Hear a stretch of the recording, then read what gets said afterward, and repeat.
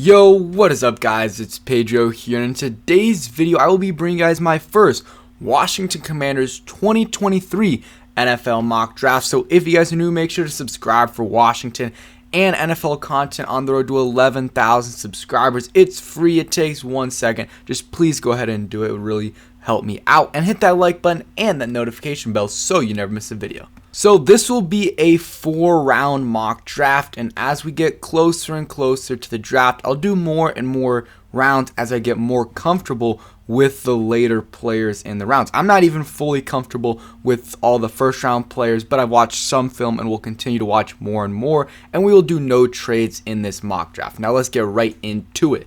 So in the first round here, I really think the Washington Commanders could go in two different directions. They could go offensive line and shore up that left tackle position, or go and get a lockdown corner. And right here, the best player on the board is Christian Gonzalez, who's a cornerback out of Oregon, who is a very, I think is probably the top corner, if not the top guy. Definitely number 2 or 3. You also got Michael Mayer there, tight end out of Notre Dame. Some people have him as tight end 1. Some people have him lower than that. You got Bijan Robinson, the number 1 running back. And then you got some good receivers. You got, Broderick Jones, who they have ranked 24th, but could go much earlier than that. And I would not mind them drafting a tackle here. Let's look at some of the other players available. You got Torrance, the number 1 guard in this class by a lot of people. And that's kind of really the only players I could see the Commanders going after in the first round. Joey Porter as well. And then before that, Witherspoon's a guy that they could go after. Paris Johnson, left tackle's another one. Peter Skornowski. I know I'm mispronouncing that, but he's one of the top tackles as well. Those are kind of the guys that would be in the running for the Washington Commanders 16th overall pick, but some of them got taken, but Christian Gonzalez is still here on the board. So if one of those other guys is available, like Broderick Jones or Paris Johnson or some of those other guys, then I could see them going for those guys. If not, I could see them going after Christian Gonzalez or Joey Porter, and even if some of those tackles are there, I think they could still go after Christian Gonzalez. So I'm going to go ahead and take Christian Gonzalez here, but before we do that, let me just go over some of his strengths, weaknesses, and stats. Alright, so Christian Gonzalez, he's about 6'2", 200 pounds, played his first couple years of collegiate football at Colorado. Didn't do a ton there, but wasn't bad. His freshman year, 25 total tackles, 5 pass breakups or deflections, and in 2021, 53 tackles, 42 solo, about the same, pass breakups. 2022 had a great year, 51 total tackles, but this time had 4 interceptions. That's kind of what the knock on him was. His first couple years, he wasn't, he didn't have great ball skills, but this year with Oregon, he did, and that kind of boosted his stock a ton, and he just locked down other receivers. Birthplace, he's from Texas, and then some of his, let's go to Twitter right here. Impressive length to match number 1 receivers. He's played a lot of cornerback, great instincts and awareness. He has the highest floor out of round 1 cornerbacks. Here's a little clip of him on bottom of the screen, and you guys can watch some highlights as well. But he's just, I think he's the best corner in this class. I mean, some people think Witherspoon or Joey Porter. I think it's Christian Gonzalez. And some of his strengths: got good length, athleticism, instincts, and some reasons for concern. I guess they're saying his play strength, but he can of course work on that in the NFL. But I think this would really work out. He also did play some slot this past year in Oregon. Like sometimes he was forced to switch in because of injuries, so he has that versatility. But if you're drafting a guy 16th, you want him to play outside, so you would have him and presumably Benjamin St-Juste as your outside corners, and then you would have, alright, so now we are into the second round, and I think the Commanders could go a bunch of different spots here. If you go corner, obviously you're not going to go corner again. In the second round, I think you try to go tackle, maybe guard, linebacker, or tight end. That is what I would do.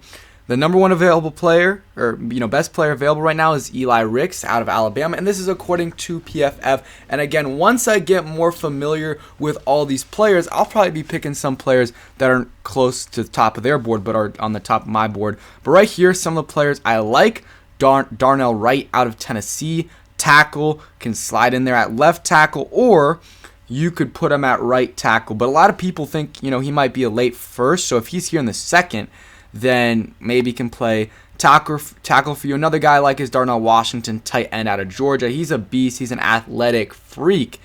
But I think, I don't know, I'd probably rather go the veteran route at tight end. And, not a great one, but someone who can get you 400 to 600 yards. See what Cole Turner or Armani Rogers can do. And if they don't step up, then get another guy or draft someone the next year, or just draft someone a little bit later in the third or fourth round. So I'm going to go Darnell right here, tackle out of Tennessee. Real quick, I'll do the same thing I did with Christian Gonzalez. Here's a quick pass rush clip of him. I guess this was today or yesterday at the Senior Bowl. Does a pretty good job. And, it's a one-on-one, so you don't have other guys to help you out. And he did a solid job there. I'll show you guys one more time. And he's a big guy, 6'5", 6'6", 335 pounds. So he's not going to have to bulk up or anything. He's already at that weight he needs to be at. So some, pros, experience, and performance at both left tackle and right tackle against top competition.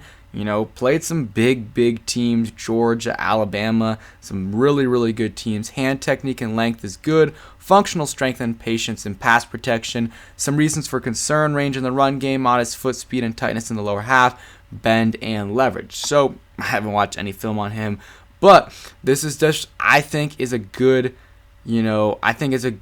pick for the Commanders. Pick him and, in the second round, and you can potentially have a starter at left tackle, move Leno over to the right side, or you can start Darnell at right tackle, or if you want to cut Leno, you can start, either right or Cosme at left tackle and the other guy at right tackle. So this is the one I would pick. Now on to our third round pick. So this is a late third round pick. This is not our normal third round pick, but it is the, compensatory pick because we let Brendan Sheriff go and he signed a big deal. Unfortunate that we did not keep our other third round pick and we ended up making a terrible trade for Carson Wentz. So here you see what PFF has as our top needs: quarterback, guard, center, linebackers. Somewhat agree with that.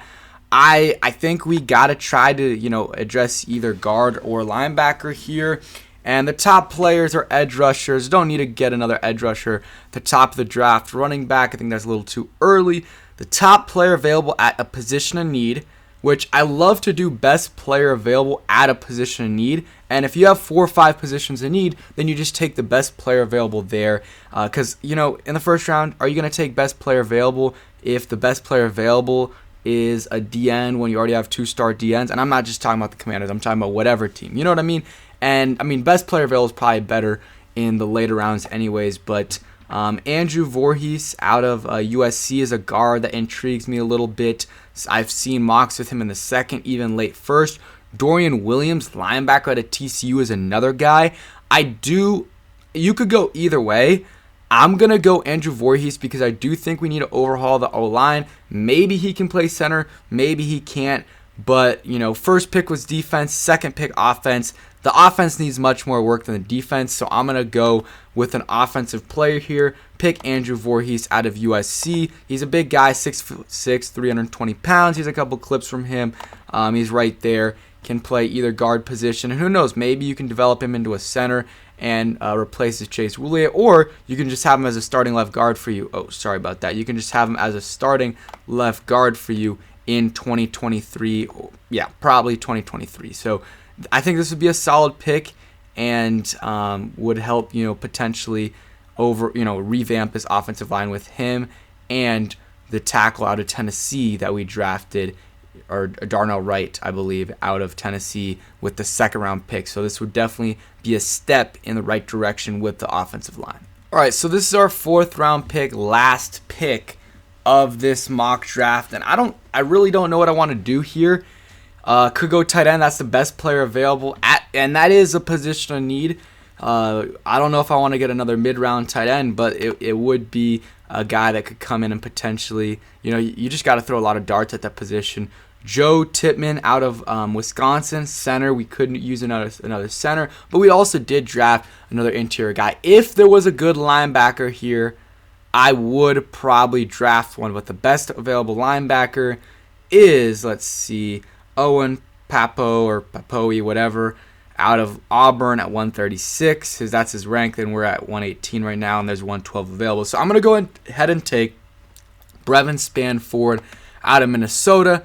See how he does. He's a big guy, 6'7", 270 pounds, 42 catches, 500 yards, and 2 touchdowns, and averaged about 12 yards a catch this past year at Minnesota. Played 4 years there, and you know how Ron Rivera likes those guys that have played 4 years, and improve big time from 2021 to 2022. So definitely something that is positive, and he's a big target, would be a red zone target. So Cole Turner's also a big target as well, and it would be interesting to see how that tight end room plays out, where you have 4 young tight ends in Bates, Turner, Armani Rogers, and then Brevin Spanford. So that is the mock draft. Let's see.